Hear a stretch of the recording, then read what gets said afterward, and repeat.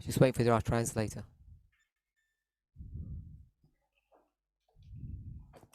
In our last presentation, Dans notre dernière présentation, we were discussing a question from one of the members. nous avons discuté d'une question posée par un membre. There was a general question C'était une question générale about standards or rules sur les règles ou les standards that the person committed to keeping but then failed. que la personne donc a pris l'engagement de garder et elle échoue. And then they said, I'll give you an example. Et ensuite, elle dit, je vous donne un exemple. The example was connected to the subject of music. Et l'exemple était en lien avec le sujet de la musique. And we had a discussion about what worldly music is or what forbidden music is. Et on a eu une discussion, qu'est-ce qui serait une musique mondaine? And so, in the words of the questioner, Alors, selon les paroles de l'auteur de la question, they sometimes choose to listen to music et parfois ils choisissent d'écouter de la musique, and then they realize it's not probably the right type of music. parce que probablement c'est pas le bon type de musique. And then they say, Et ensuite, ils disent, in fact, they don't really understand what worldly music is. en fait, ils comprennent pas ce qu'est vraiment la musique mondaine. So we tried to help them, On a essayé de les aider. and what ended up happening, Ce qui s'est fini at de least se from passer, my perspective, selon ma perspective, is that we weren't able to offer some definitive answer to this person. nous n'étions pas capables de donner une réponse définitive à cette personne.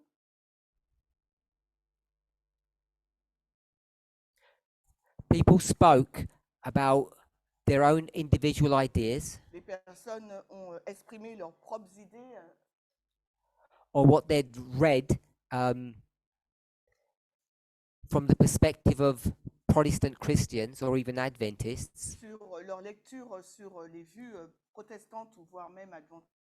It seemed to me Cela me semble, that I couldn't go away from that study je ne pourrais pas donc m'écarter de cette étude with some ground rules that I understood, some working principles. avec donc une règle fondée sur des principes. So I received some feedback, J'ai reçu quelques retours and I guess people have had an opportunity to think more about this subject. et peut-être que les gens ont une occasion de réfléchir plus sur le sujet. So I just want to revisit this, and we'll see how long it takes. Alors, on va revisiter le sujet et on va voir combien de temps ça nous prend. So I'm not saying we're the only species on this planet that has music or creates music. Je ne dis pas que nous sommes la seule espèce sur cette planète qui a de la musique ou qui crée de la musique. There may be some primates that do that, Il y a peut-être d'autres primates qui le font. and there are some other animals that their language sounds very poetic. Et il y a d'autres animaux dont le langage semble très poétique. But for the purposes of our discussion, I want to suggest that we're probably the only species that really has creative music. Et dans le but de cette étude, je vais dire que nous sommes quasiment la seule espèce qui dispose d'une musique créative. So, without discussing the purpose for having music, Alors, sans discuter du but pour lequel nous avons de la musique, so if we were to ask an anthropologist, they may say it was for social cohesion. donc si on peut discuter, on peut dire que c'est pour une cohésion sociale. And a religious person or a Christian might say that God gave us the ability to create music for worship. On pourrait dire que Dieu nous a donné la capacité de créer de la musique pour l'adoration. And we read certain passages that talk about music, at least in heaven, if not on other planets. Et on a lu des passages qui parlent de la musique au moins au ciel, si ce n'est sur d'autres planètes. And when it discusses music, it's normally in the context of worship. Et quand on discute de la musique, c'est généralement dans le contexte de l'adoration.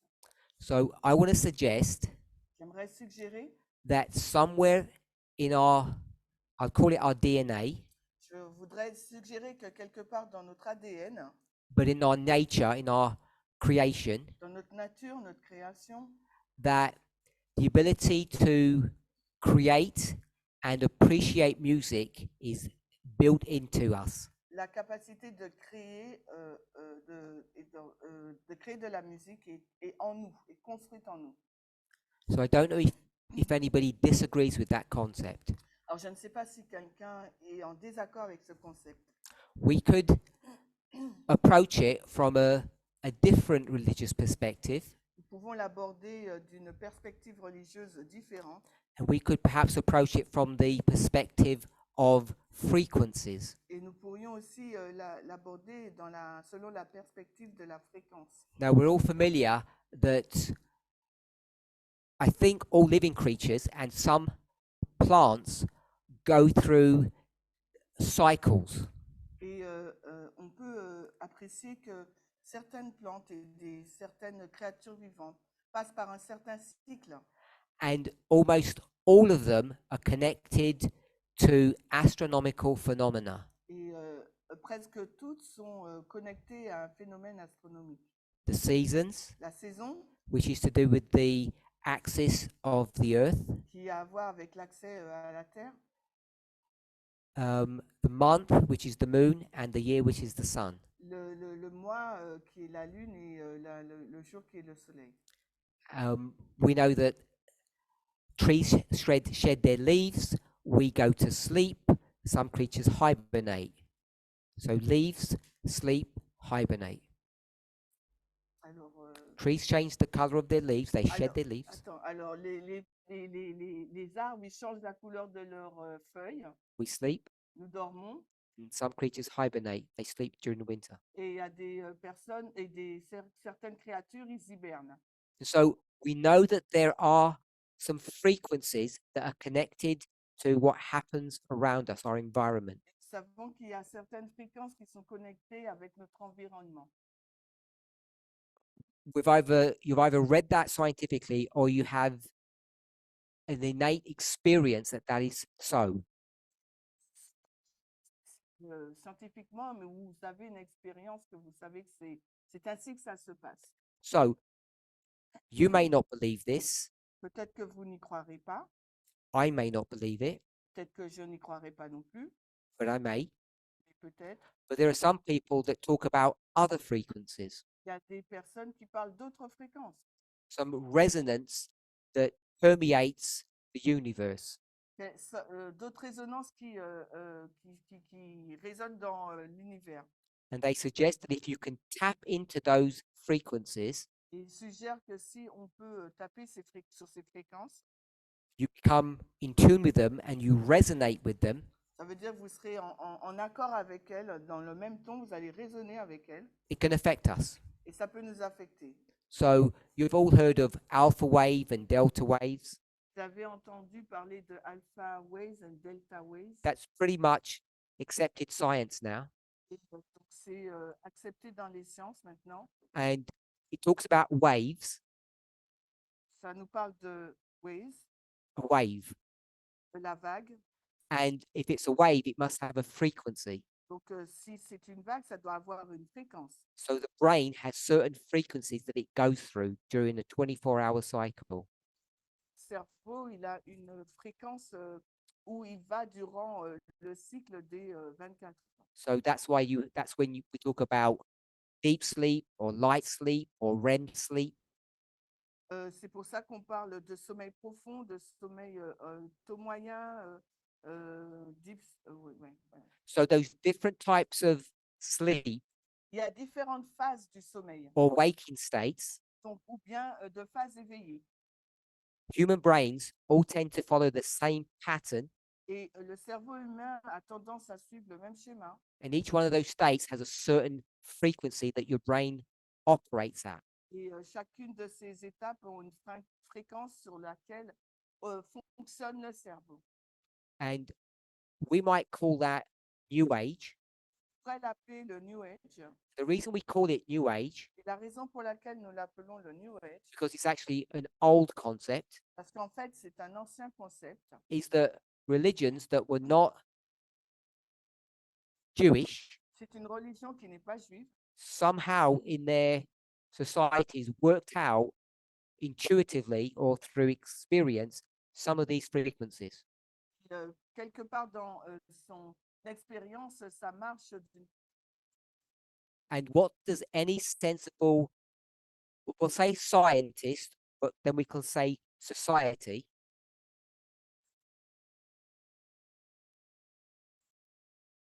if they figure some truth out and you want to benefit people, what do?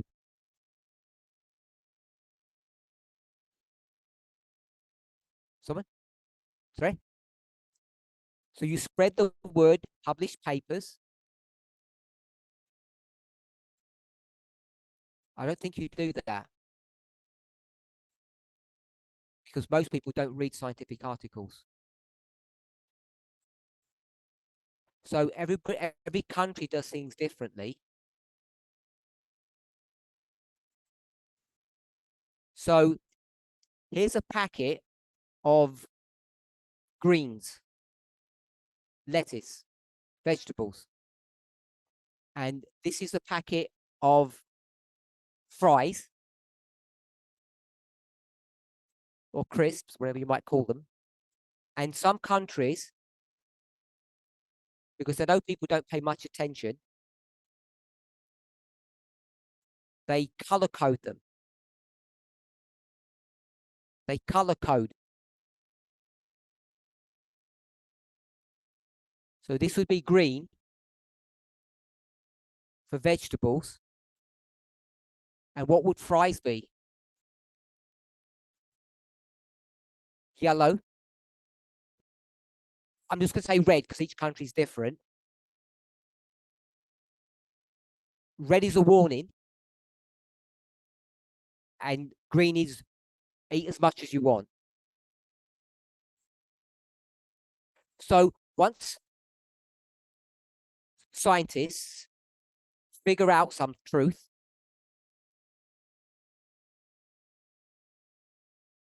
to make sure that the country or the society follows through with this information,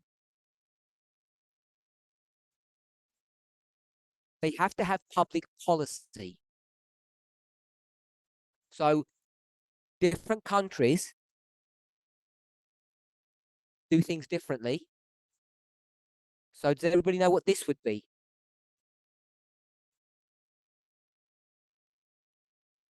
This is a plate or a food wheel.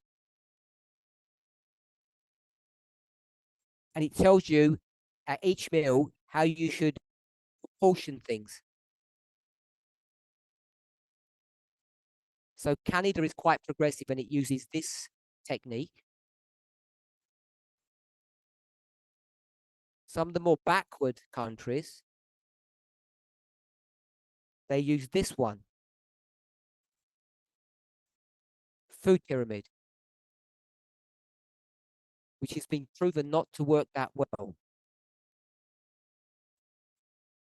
Okay, so we've been speaking about food in, we'll say, the 21st century. What do you do if you don't have a printing press? You don't have supermarkets. You don't have a central point to disseminate information. How do you get the truth, or what you think is the truth? We'll call it public policy. How do you get it to the masses? How do you go about doing that? If you don't have any of this technology, so we'll go back 3,000 years. Sasha? Anybody have any thoughts? So I'll direct you to a book. I'll direct you to a book, the Bible. Which book in the Bible would you go to for public policy?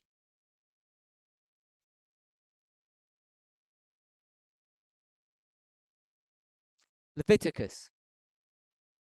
So Leviticus is the book of public policy. What do we call it? We don't call it public policy.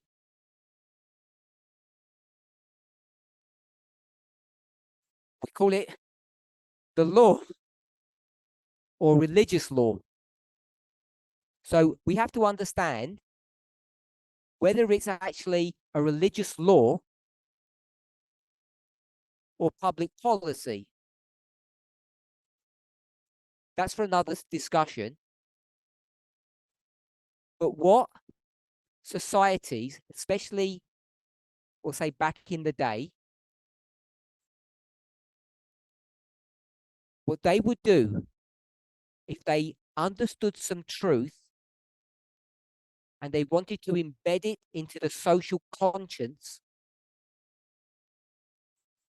how do you do that? You don't have the FDA, the federal something. We don't have a health department.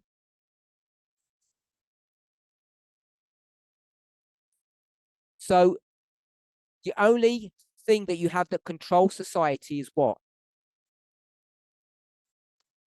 That is in every village. Cedric, you say council or government? Anyone else? The church. So the church is going to be the machine that promulgates or shares public policy.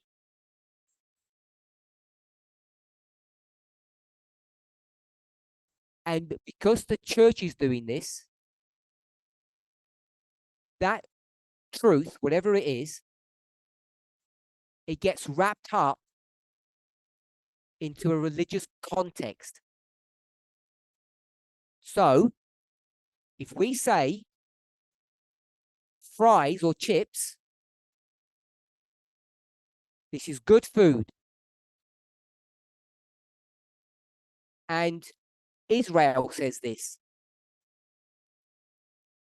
and their next door neighbors, the Philistines, they say vegetables are the way to go. What will Israel forbid you to eat? Through the church. Vegetables. So you can see how this works.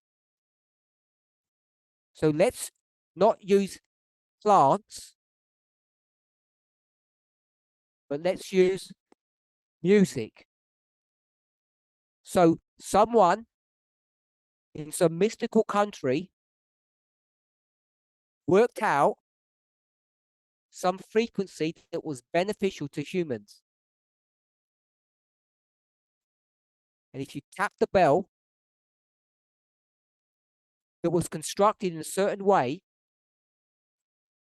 that resonates at a set frequency, and you listen to that, it does something to you.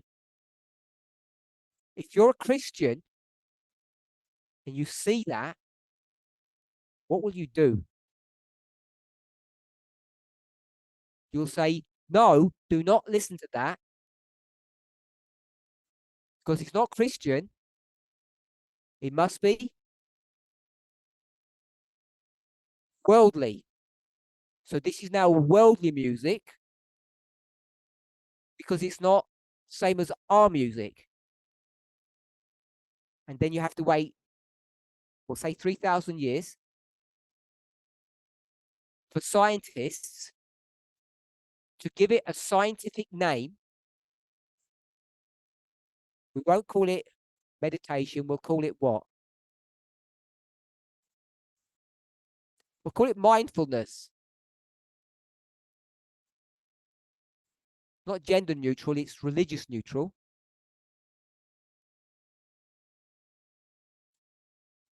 And we'll slip it to the Christians without them realizing.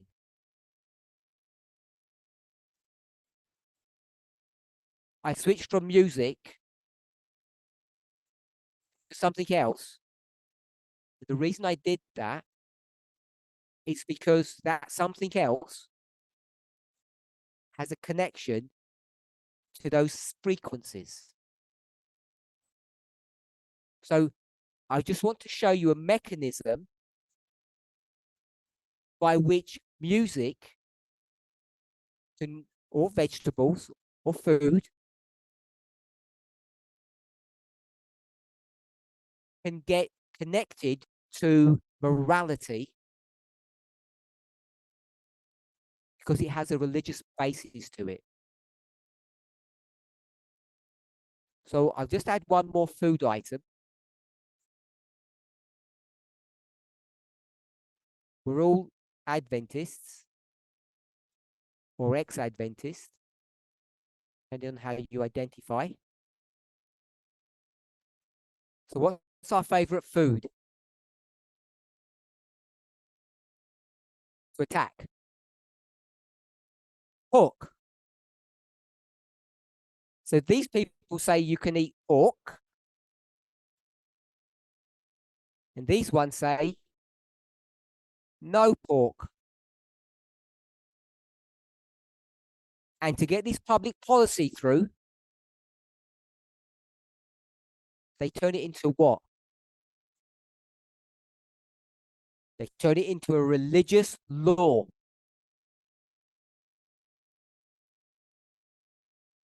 It all sounds good 3,000 years ago, 200 years ago, but it becomes indefensible now when you start doing the appliance of science.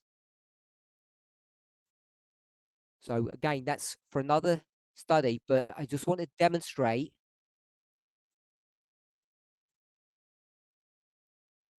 that this concept, perhaps we might call it a methodology, like all methodologies, if they're correct, they have multiple applications, which is one of the hallmarks of something being true. Because the scientific method is what? It's based upon one idea.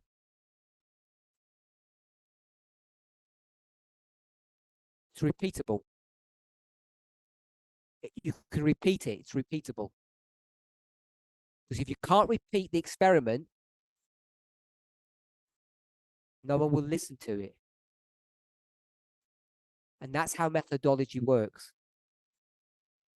If it only works in one situation with one example, it's not safe. And what do we call that methodology or that concept? Testimony of two, a thing is established. Okay, so we're using principles that we're all familiar with, which is, I think, actually, that was not in this study, but it was another one. But that's what Magda told us to do in a previous study.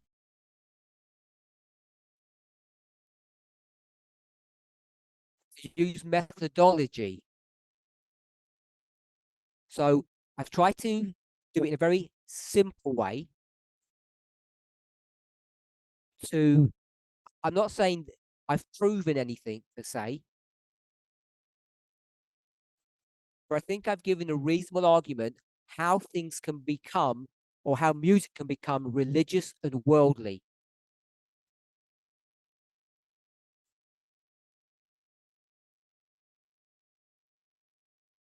And one of the things that people are having a problem with today in the movement, this question,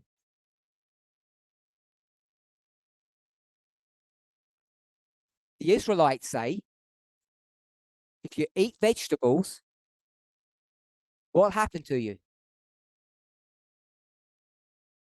No, if the Israelites say if you eat vegetables, you'll get ill. It'll make you sick. Now, the problem is some Israelite wants to go on holiday to Ibiza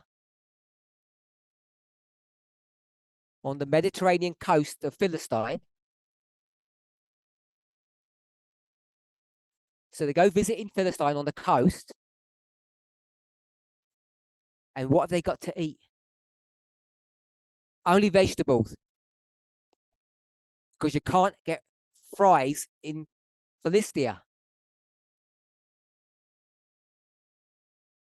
They go there for a week. But they plan to go for a week. And because they're on a diet of fries, they've got digestive problems. We'll call it IBS, irritable bowel syndrome.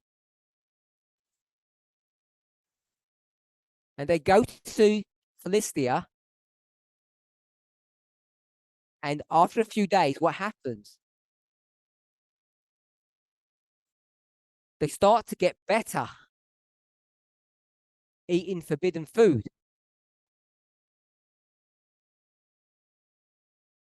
So they stay a bit longer and continue eating this poisonous food.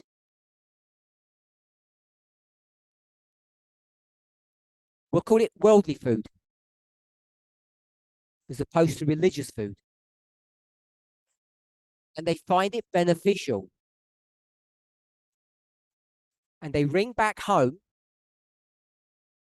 and they say, this worldly food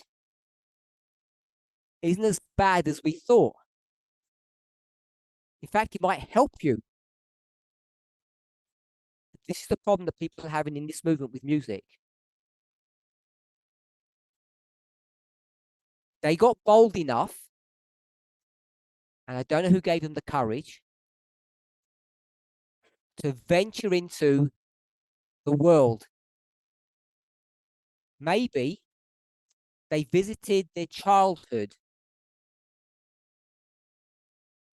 Maybe they had memories from the past. Something sparked it in a supermarket, perhaps. And they found, perhaps not all music, but some music that was beneficial to them, that helped them. And they're like this person. I made a vow not to eat vegetables, but I can't see what the problem with them is because I feel good.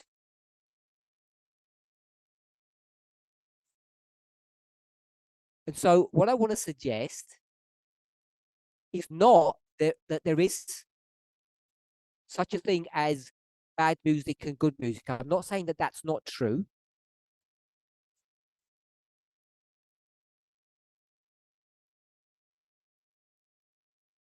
But it seems to me that the model that we have for good and bad is based on this concept that I've put on the board. And I think you can all see how foolish it is. The only reason you can see how foolish it is because you think that you know the difference between fries and vegetables with respect to health. And I would argue you don't. Unless you've done a degree in biochemistry and you know. Because what you have done is you got a degree in Google. And I don't mean that in a bad way. Public policy has helped. But you have been molded and manipulated in your food choices. And that's why there are so many diets out in the world. But you will say, but we've got a secret weapon. Councils and diets of food. And we were taught What were we taught?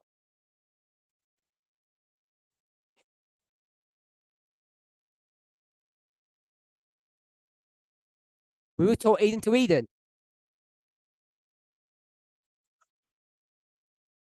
Last time I checked.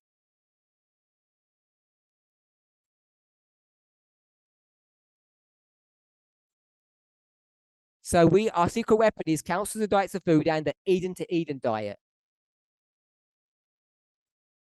So we can filter public policy. As soon as you do that, what have you just done? What have you just done, Brian?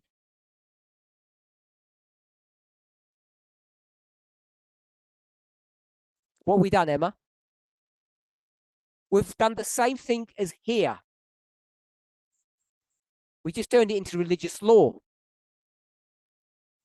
You might say, yeah, but this is valid religious law. And the one that you gave was invalid. But it's still religious law. And that should get you at least a little bit intrigued or worried because of the rules that you're using. So the subject's about music, and I want to suggest that these cycles, these astronomical or universal cycles, are true. That's why you get tired at night. Why people need lamps during the winter months. Why there's a vitamin D deficiency or epidemic across the world.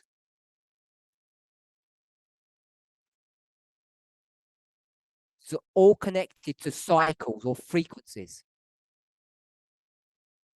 So if you know that, and we have good research that talks about the brain's frequency that it operates at,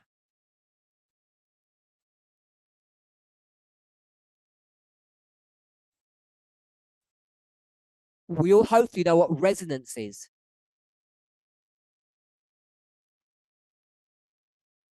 It's when two frequencies come so close together, they interact.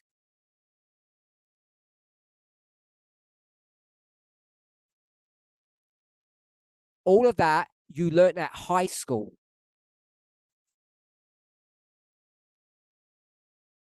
So now if you go to Nepal and you go to a monastery or a temple, and they tell you to sit in front of the bell and they're going to bang it,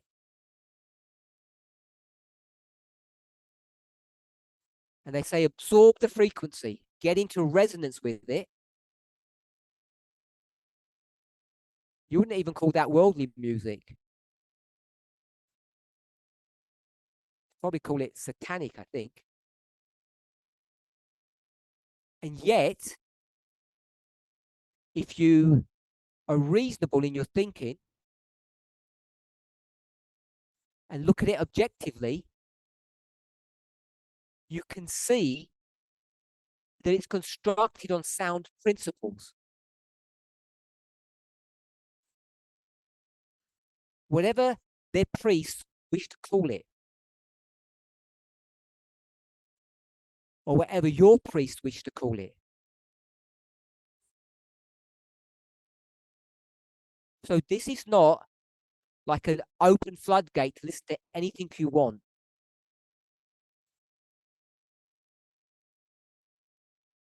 But what I do want to suggest is that the way we define, we'll call it good and bad music,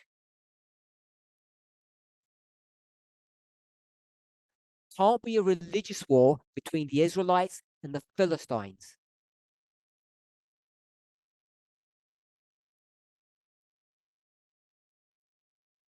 And if you know anything about geography and history, the point won't have been lost on you. point will not have been lost on you.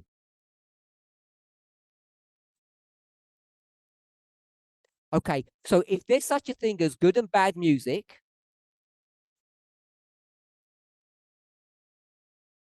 our job is not so much to call it worldly or religious. It's more to try to identify some kind of rules or system by which we can know the difference between good and bad.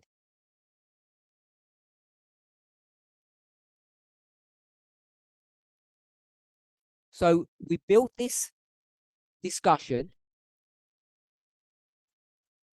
on the premise, not the proof,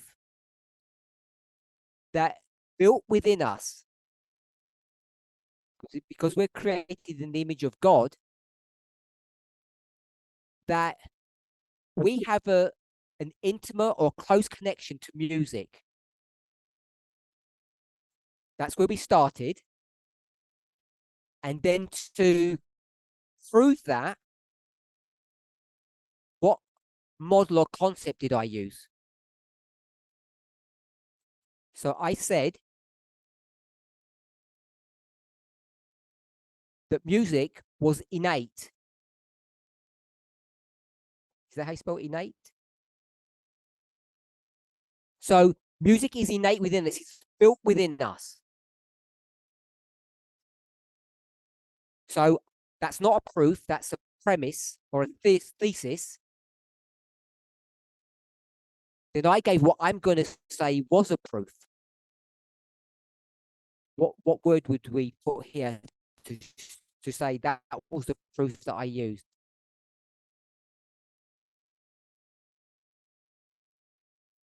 Remember what it was? DNA, no. I said the moon, the sun, the rotation, the bell. So Karina said frequency. Yeah, you said frequency. Yeah? So I'm saying frequency is the proof that this premise is correct. Our bodies have certain frequencies. The obvious one is that you all know about is your heart or your pulse. So we know that, but there are plenty of others. I've spoken about brain frequencies as an example. So music has frequencies. I'm not a musician, so I may not even be using the right technical terms. So when you have music and you have a human, they connect one with another. And we use the word resonance. So in a non-scientific way, if the resonance is good, I'm going to say that's good music. If the resonance is bad, it's bad music. Now, we can talk about the words if we want to, but we'll leave that for the moment. So we're talking about the instrumental bit. So if we've got this far, we want to go one step further. So we've got the idea of frequencies, good resonance, bad resonance. And then I want to take it to one more level that you all know of or you've heard of.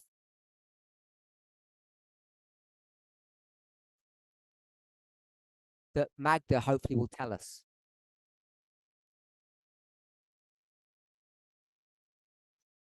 You. I asked Magda. She's forgotten, I think. Because she already gave the answer before. So I'm not asking her trick questions. She already given the answer.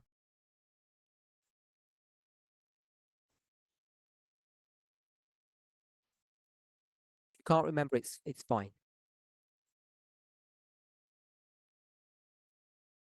Don't help her.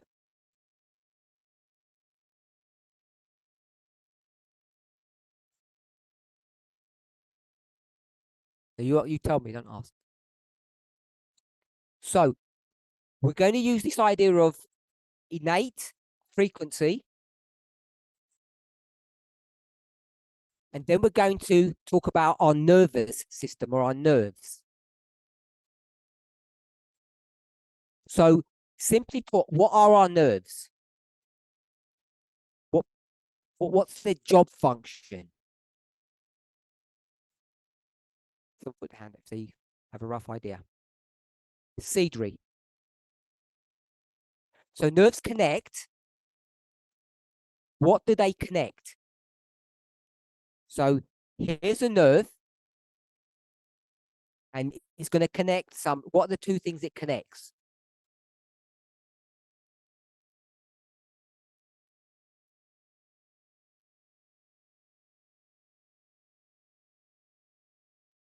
Going from one to another.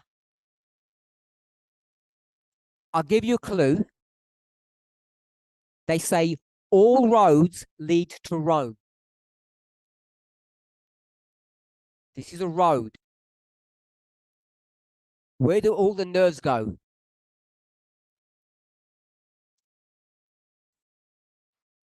So the nerves connect the brain to what?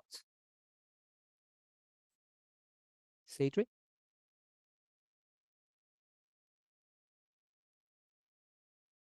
Cells, yes.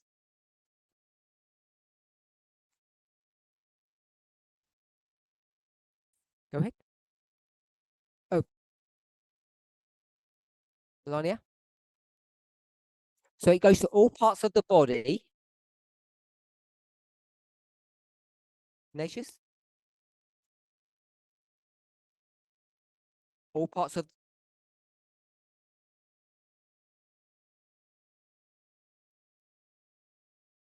Okay, so I don't need to have body. I want something else. You're quite there. Right? Connects the brain to.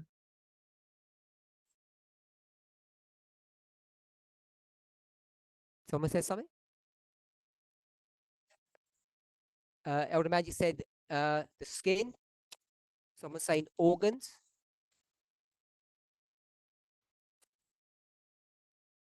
Heart. So we're going to go to the body in a minute. What I want to say is that the nerves connect the brain to your environment, which we often call the senses. Some people say the five senses. And your senses are what how you relate to everything outside of you. So that's what the nervous system is in a very basic way.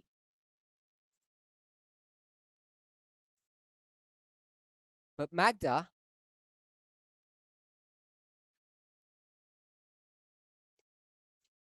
spoke about the parasympathetic and the sympathetic.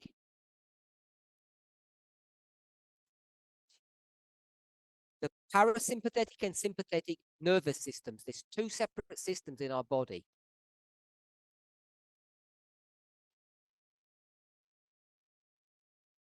So this is all very complicated, and I'm not an expert on it.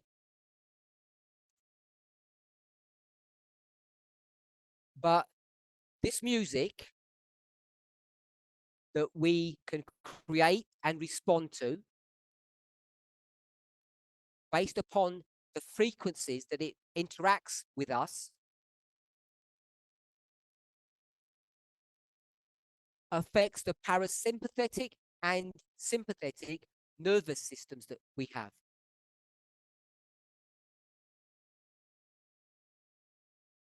So this is quite complicated because it's a hormonal response as well. So you may not have heard of these terms.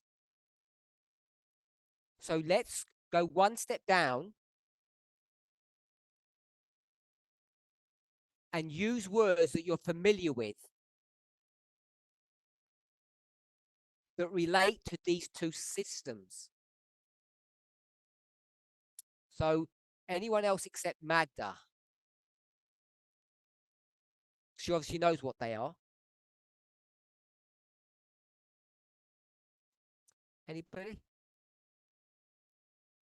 No medical missionaries amongst us?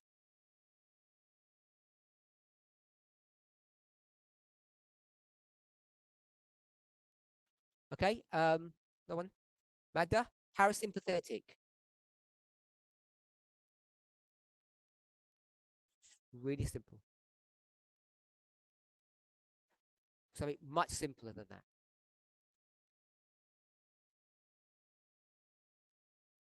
This is regulated, and this is okay. So Magda wants to use dysregulated.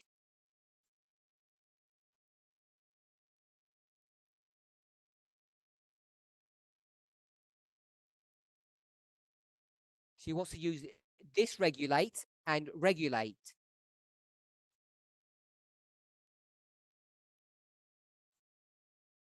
Curtis, what does the word dys mean?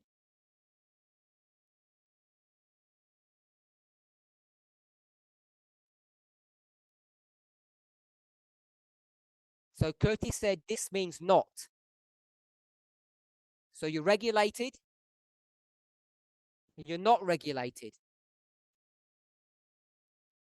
I say it respectfully, but I don't think that's particularly helpful.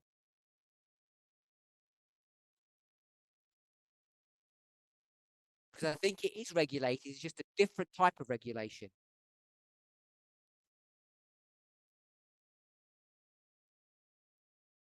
Do your searches.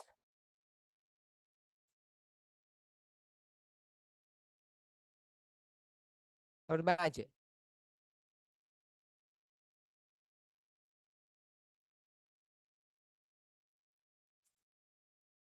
So Elder Magic says things that you do unconsciously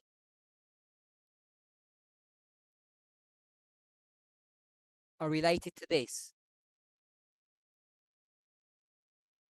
Breathing, blinking of your eye, things you do unconsciously is parasympathetic.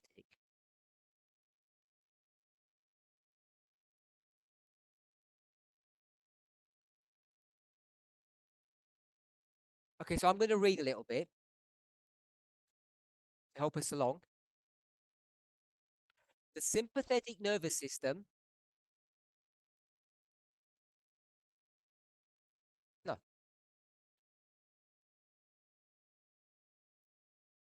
The sympathetic nerve, which I have just done now. The sympathetic nervous system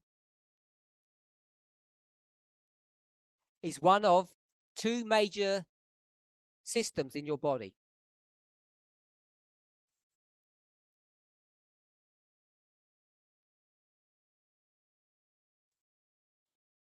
And the problem with the two answers that I've received so far is both of them are autonomous or automatic. They're not conscious. Either, both, none of them are.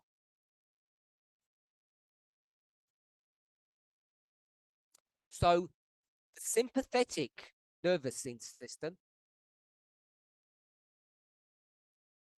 its function is connected to cortisol.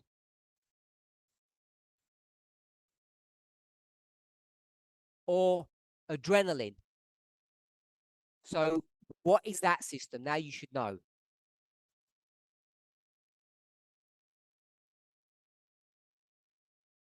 Fight or flight.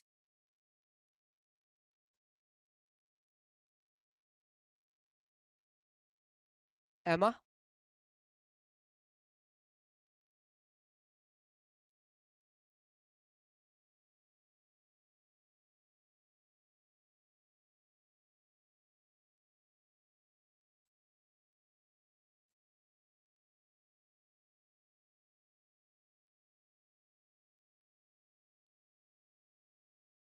That was Fred's for fight, flight, or freeze.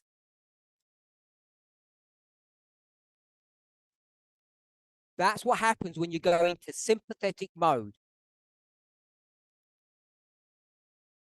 And it's unconscious. You can't control it. Happens when you're faced with danger or, because none of us are faced with danger.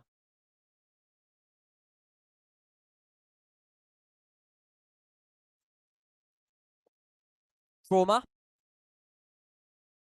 will put stress because it covers most things. Stress, trauma, danger. So the sympathetic nervous system dials up your body, if I can put it that way. It makes your body work faster.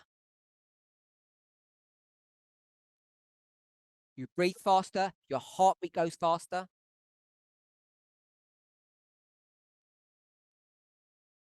Is this a good or bad? Because it says dysregulate. Is this good or bad?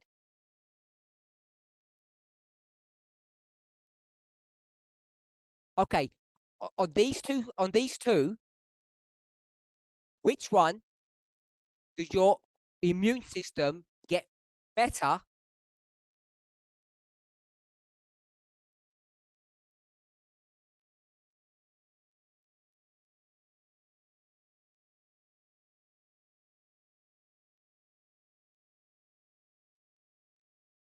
So people have said your immune system gets worse here.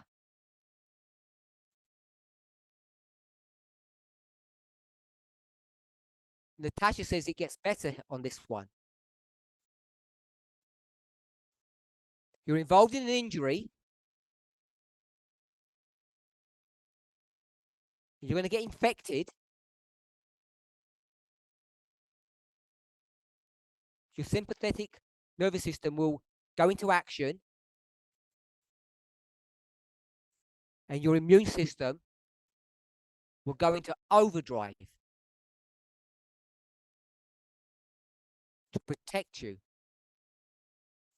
So it's not that straightforward about what is good or bad. They both have their purpose.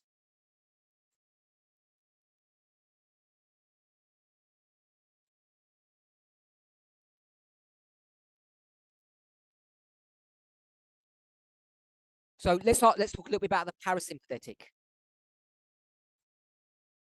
The parasympathetic nervous system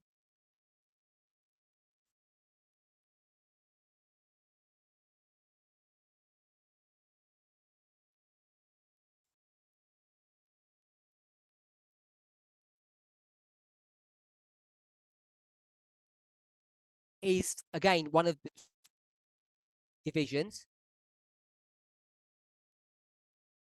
And the reason why Magda says regulates is because its purpose or function is to keep the body just working what we might say normally.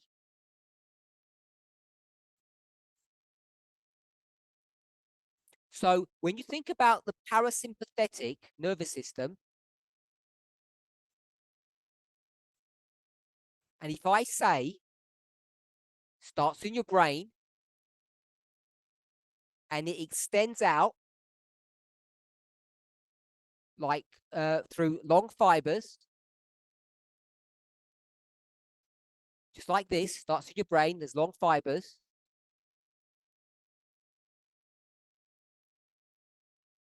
Parasympathetic, I want you to tell me where it ends and the name. If anybody knows.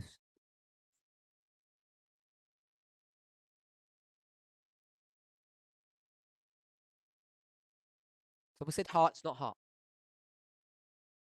No. So It goes to the gut. So Cedric said it goes to the gut. That's correct. Its name.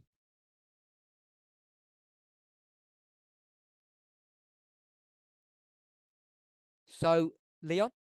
Yeah, Leon said it's the vagus nerve.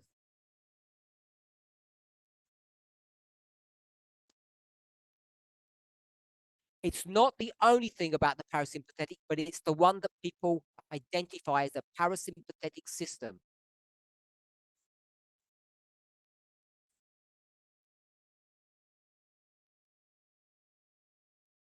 So this system,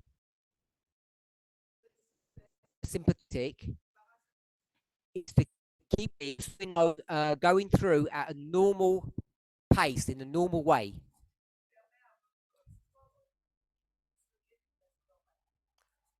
It doesn't only go to the gut, but there's a strong connection between the two.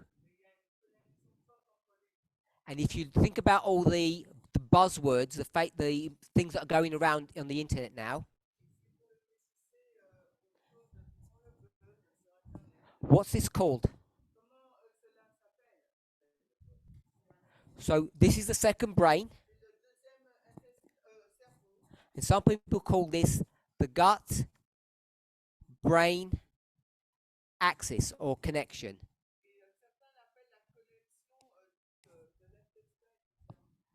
So what happens in the brain, which you all know, affects your digestion.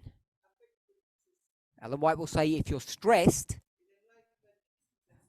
don't eat. So we've known about that for a long time. But as Natasha has just said, what research is now showing is that it goes the opposite way too. And if you have problems with your gut, without defining what that means, it affects your brain. I guess this is the latest research that's going on. It's been going on for decades. It's not like last week latest.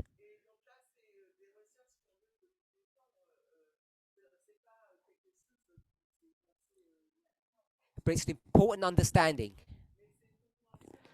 So when you go to an interview or you go for a first date, I don't know how they say it in other languages, but in English they say you get butterflies in your stomach. And what is that? That's your parasympathetic system being hurt, or we'll say affected, because it's not normal now. You're stressed. I might not get the job. The person may not like me, and it affects your gut.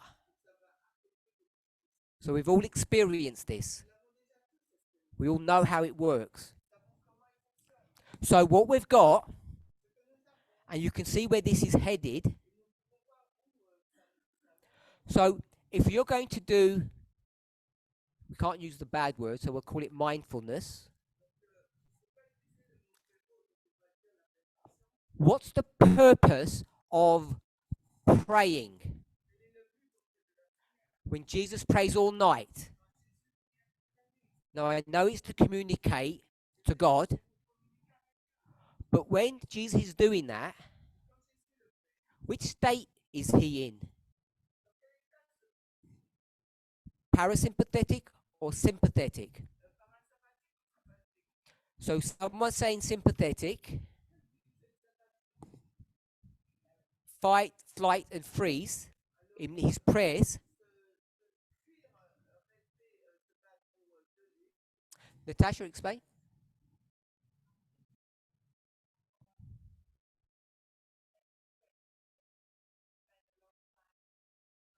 So when Jesus prays, he wants to be less stressed. So he wants to come on the parasympathetic side. That's stress. And we'll just say simply, this is no stress. So, in this movement, people struggle with prayer. They say it doesn't work. And one of the things that it doesn't work in accomplishing is what Natasha just said. We want to pray, not just to become rich, not to get a job or anything. Why do we want to pray? Debbie, why do we want to pray?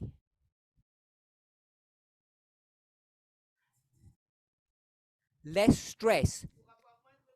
We find ourselves in this situation, a stressful situation, and to get out of that, we go into our closet and we pray to God. And when we pray to God, we get into a state of mind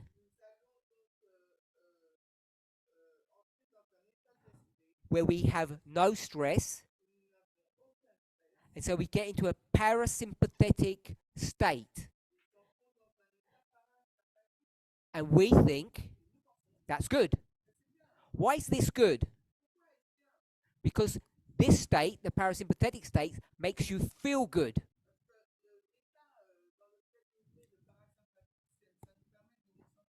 We won't say good, we'll say calm. So you're calm and you're stressed. As I said, people complain about prayer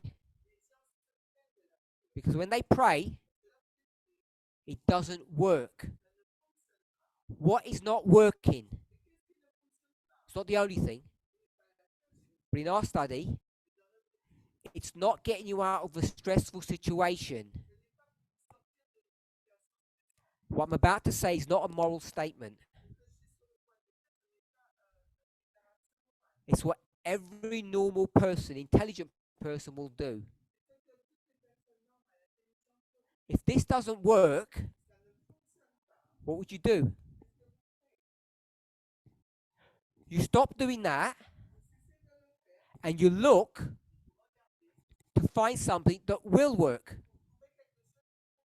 And what's in vogue now? Meditation. You can't go on the internet and find apps on prayer.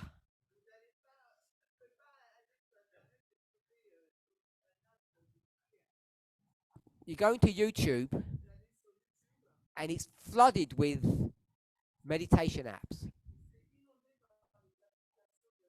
because it's in vogue now.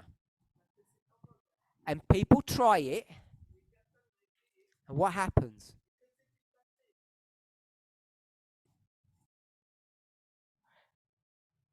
Cedric said sometimes it doesn't work.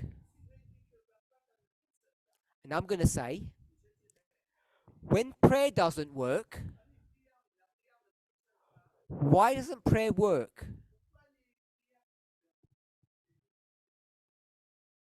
So Cedric said something, and I'm going to paraphrase what she said. Prayer doesn't work because you're not doing it properly. And if that's correct, when you do meditation and it doesn't work, why doesn't it work? Because you're not doing it properly. Because mindfulness works,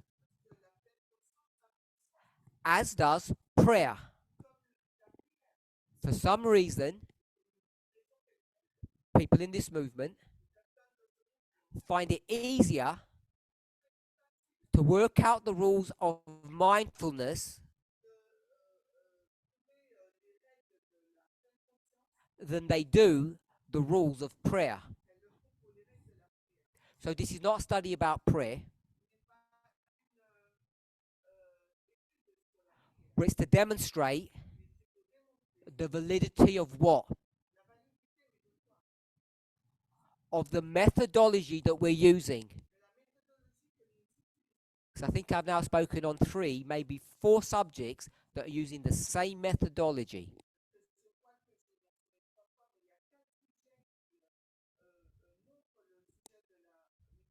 Okay, so we've got all the answers now about good and bad music. Almost. So, what is good music? What is a good prayer? What is a good meditation session? Good music, we might call it religious, is music that does what? Calms you down, brings you into a parasympathetic state. Bad music is one that puts you into a sympathetic state. But if we call this good and bad, I'm sorry to say it this way, we made the same mistake. Where's the mistake here? Where's the mistake? Or bad terminology?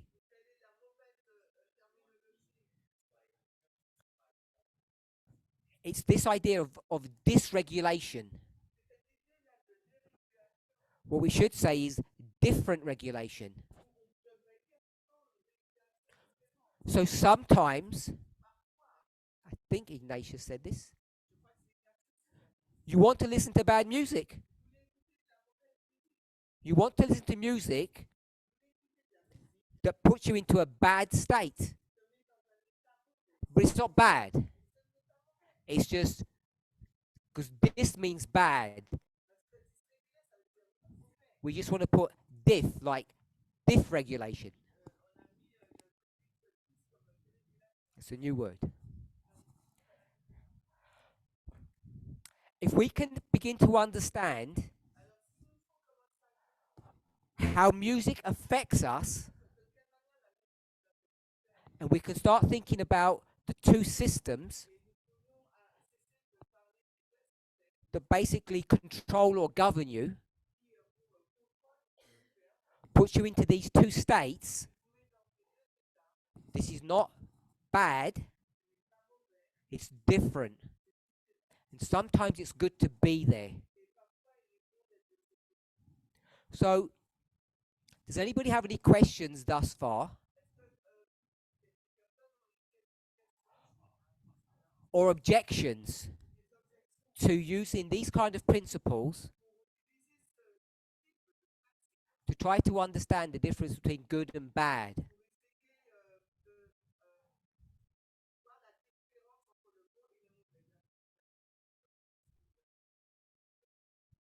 Okay, I'll try to, with me or you? I'm talking.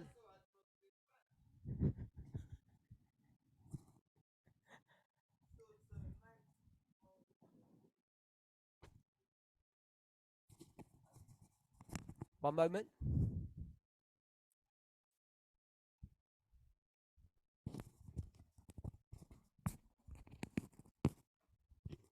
That's what I was trying to do. Thank you. Okay, I'm all fixed up now.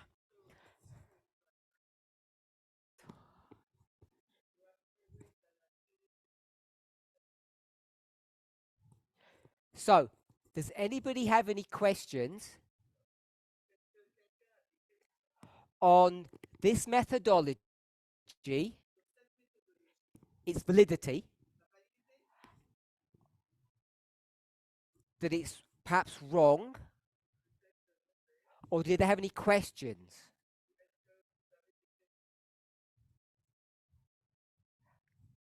Curtis. Oh, Andreas. Question or critique? Quick question.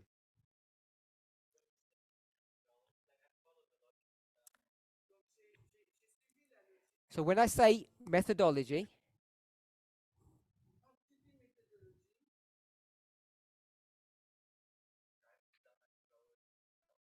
can I describe the methodology?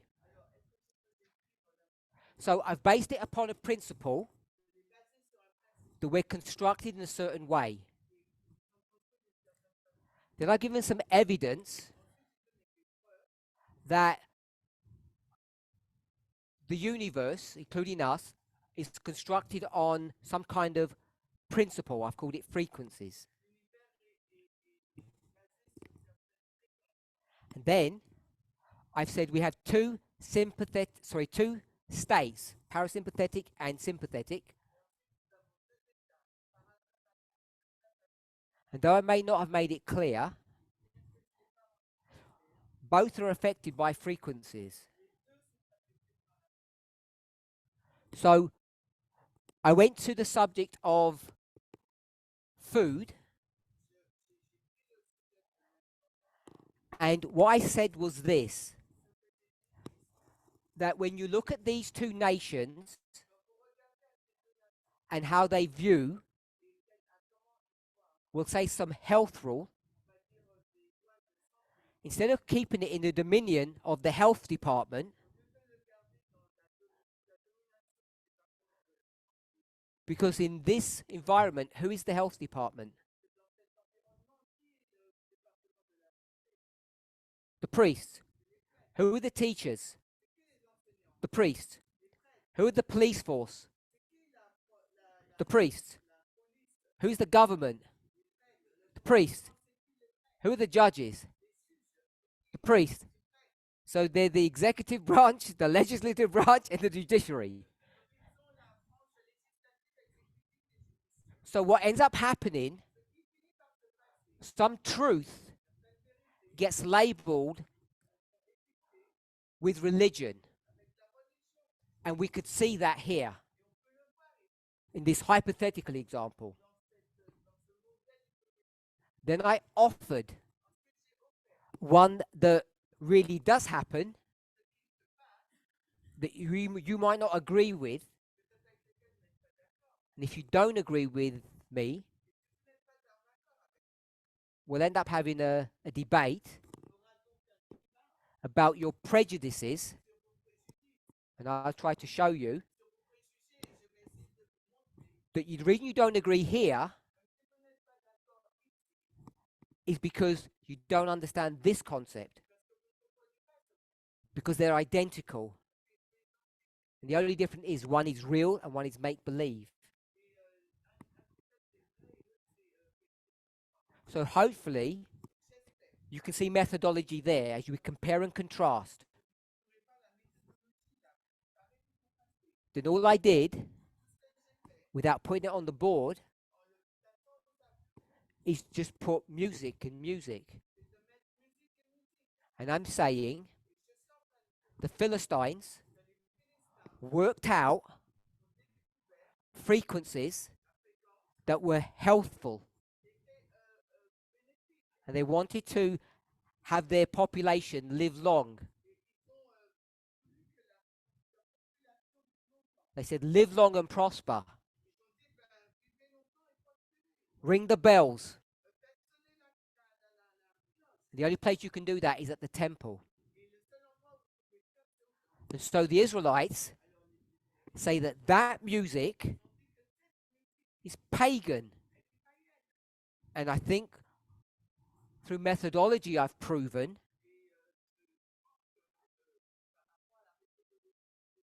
that it is healthful. And the reason the Israelites disagree with it, when they do the same thing, is because for the Philistines, it has religious connotations to it. So, if I was a patriarchal Israelite 3,000 years ago, and I said, I don't want my son marrying a Philistine, all I have to say is, no pork eating in my family. Because the Philistines are expert chefs in pork. and they don't know how to cook anything else. So it's just a mechanism to keep my bloodline pure. We could say that in a really nice way if we wanted to. So that's my defense of this methodology. It's not going all the way through.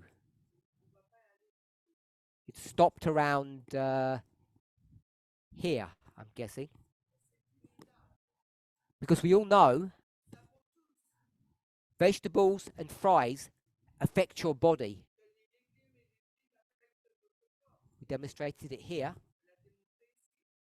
if you want to call it demonstration. And then I said, using the same methodology, we think we have a secret weapon into Eden, that we have a special tool to investigate science with diet. But we do the same thing with music. And I'm just trying to demonstrate, because I'm not talking about food, the rules don't seem to work when it comes to music. Because I use food to show that it doesn't work. Because in this model, there's this idea of bad food is connected to religion, and so is music.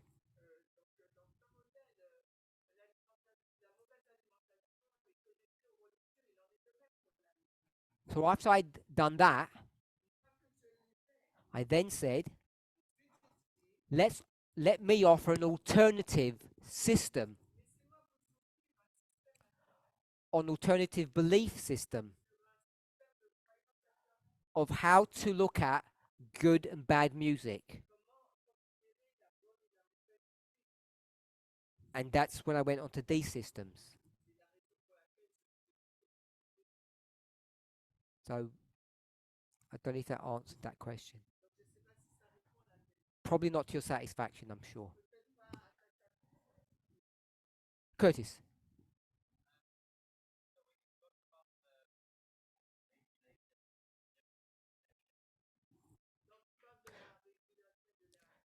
So when I spoke about the two types of regulation,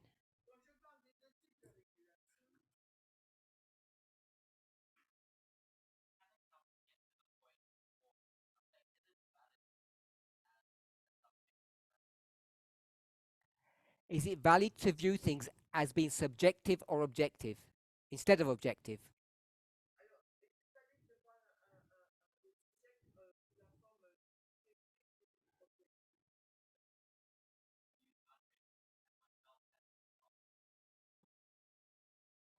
To use people as examples,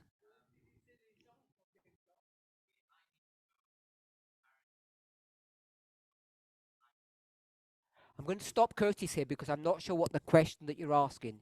It's getting too complicated, so I'm not going to translate it. So I haven't finished. Let me finish my thoughts.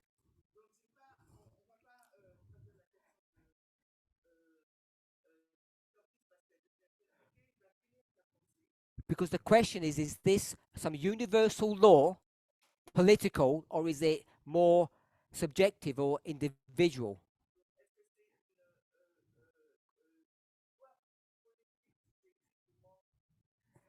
So what I want to suggest, when we talk about music being innate, built into our bodies, when we speak about music being innate, built into us, just like breathing is, the reason it's inbuilt, a very childish explanation, is because of it's a frequency. And our body is constructed upon frequencies. So that's the connection. In our previous study, we spoke about syncopation. So syncopation is when you expect something in a particular order and it's not given in that order. And that's called syncopation. So I could give a dictionary definition, but I think that's a reasonable working model.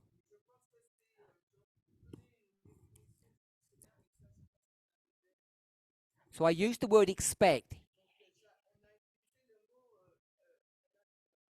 So this is going to at least address partly Curtis's question. So if we were to listen to a piece of music,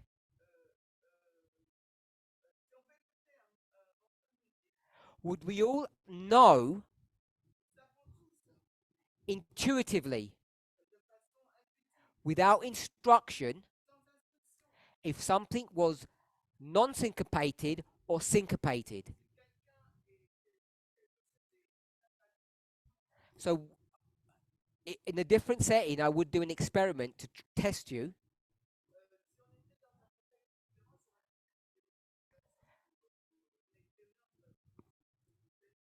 But we won't. I'm suggesting enough research has been done that I'll say the majority of people, not all people, when they listen to a piece of music, they know if it's syncopated or not.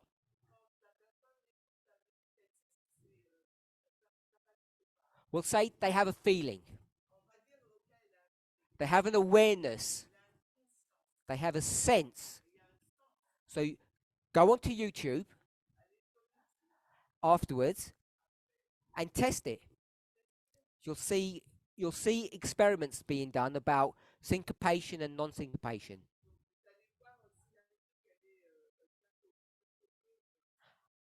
There are different types of syncopation. We're not discussing that.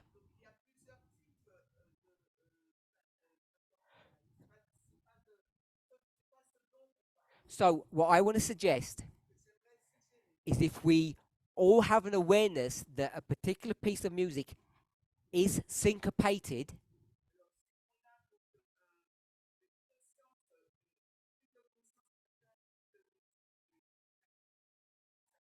then it's not subjective because we all have an awareness of it. Now, there may be the odd piece, 10%, that we disagree on.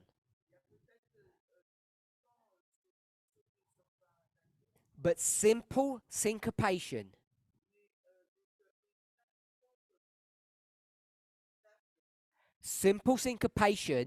which is the foundation of a piece of music, I think everybody can tell. You have a sense in it. You have an ear.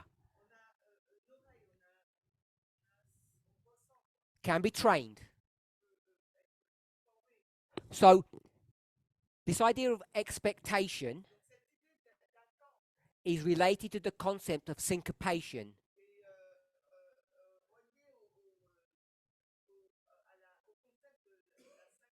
So when you listen to a piece of music,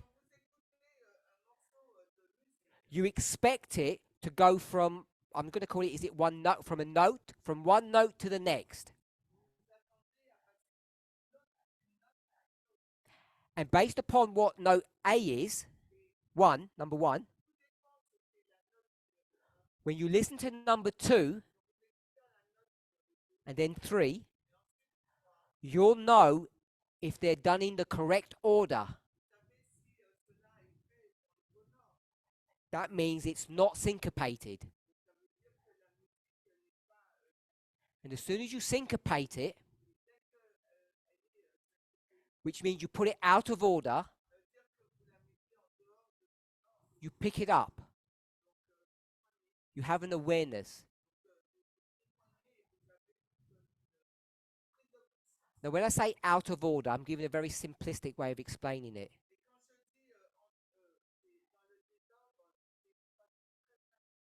because it's about where the emphasis is.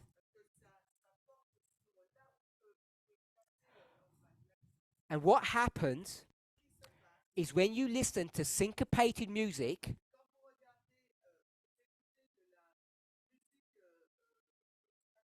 which is not what you expect, it's not regulated, it's, we'll say, dysregulated, it puts you into what state? Puts you into a sympathetic state. And if it was non-syncopated, it puts you into parasympathetic. So it's not to do with a particular genre. It's not to do with a particular genre, a type of music. Genre is a French word, I think. But it's my pronunciation. Like jazz, classical, there's different genres. It's not to do with the different type of musics there are. So you can't say jazz music is bad and classical is good, because there are plenty of places in classical music that are syncopated.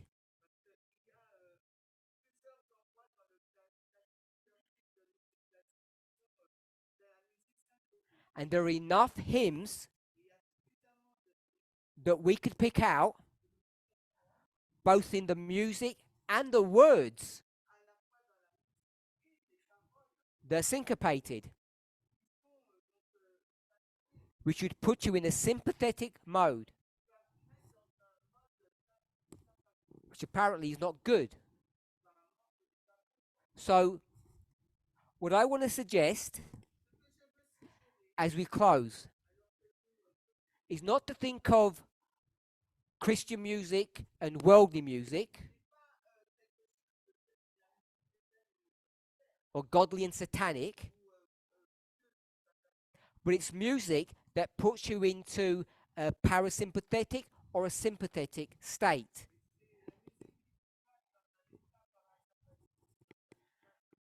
And if you're in the gym lifting a 200-kilogram weight and doing a deadlift,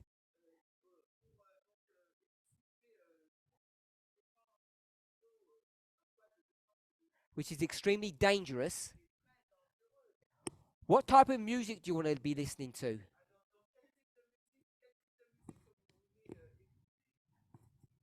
Bad music, which is not bad, but you want to listen to music that has a strong beat, but it's very syncopated.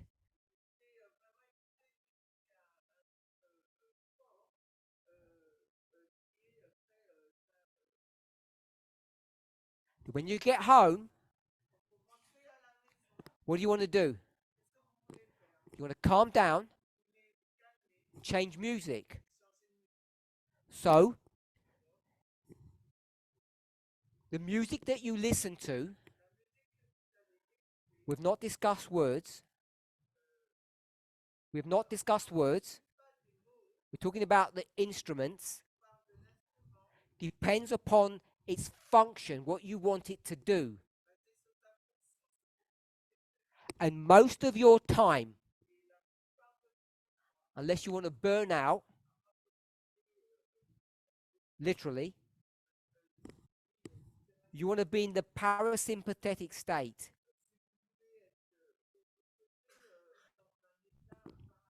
And therefore, most of the music that you listen to should be calming music, which doesn't have to be 100% non-syncopated, but it should be non-syncopated music mostly.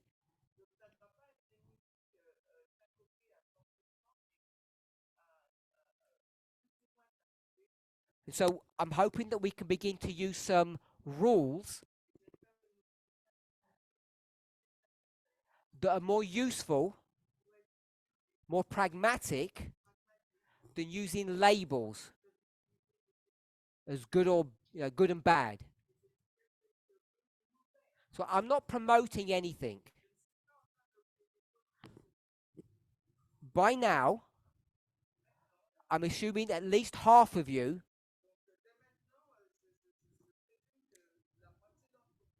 know about noise.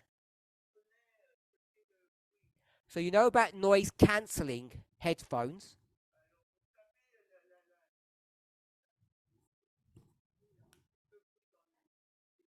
And you know how they work. So noise cancelling headphones do not work well with syncopated music because the algorithm that it uses is based upon some kind of rule.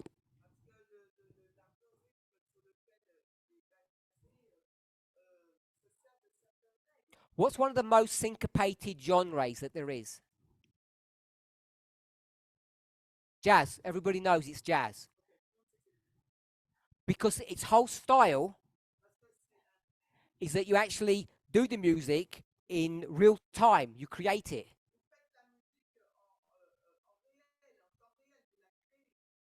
And so, noise cancelling headphones don't work too well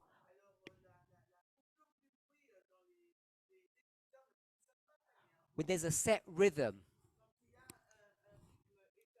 So one of the things that are quite common now, it began with this, but it's not the only one, is white noise. And I'm guessing half of you know what white noise is.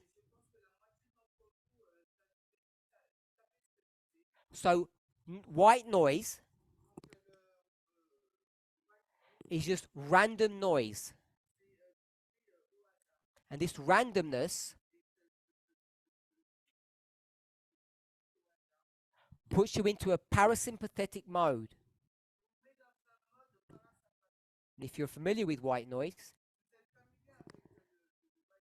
you know that there are other types. Brown, green, black, it has all these color codes to them. But they're all the same thing. Okay, so as we close, try to answer the question fairly as best as I could.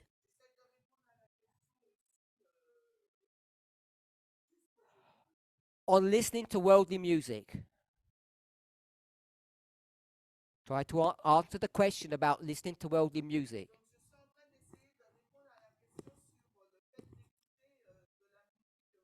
And the conclusion is that there is no such thing as bad music, but music makes you feel differently.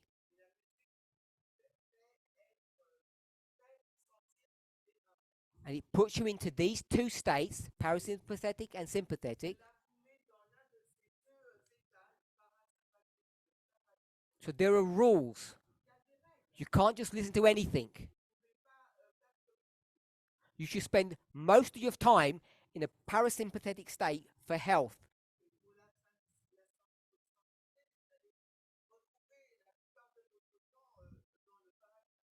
You might not like this, but not for religion.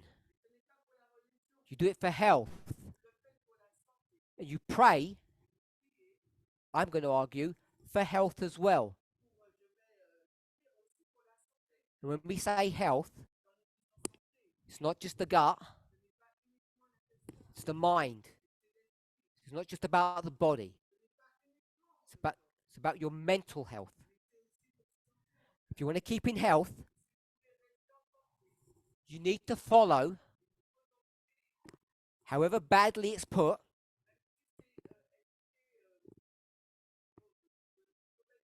what the vows teach. Don't listen to worldly music. It's a fair approximation to the truth. accurate. And I think this is a better way to explain it.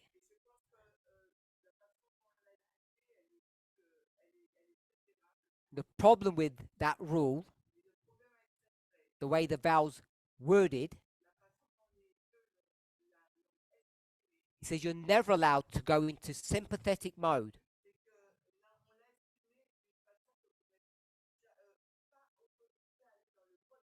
Through the vehicle of music. And I think I've just shown that it's legitimate and sometimes it's good to do that. Let's pray.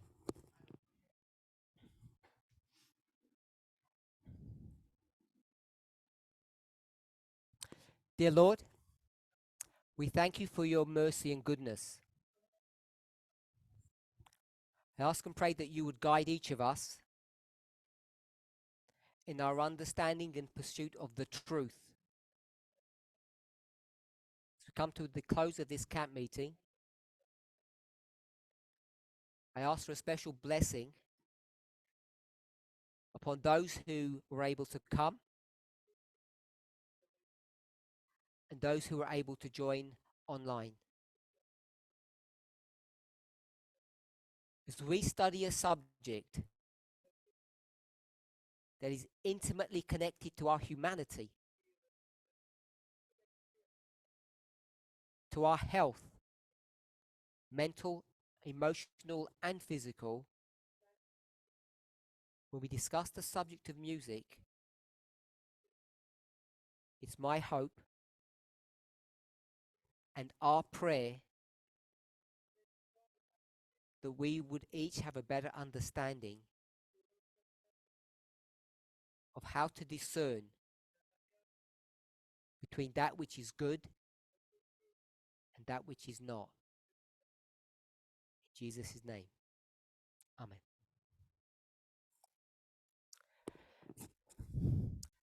I want to thank everybody for joining us.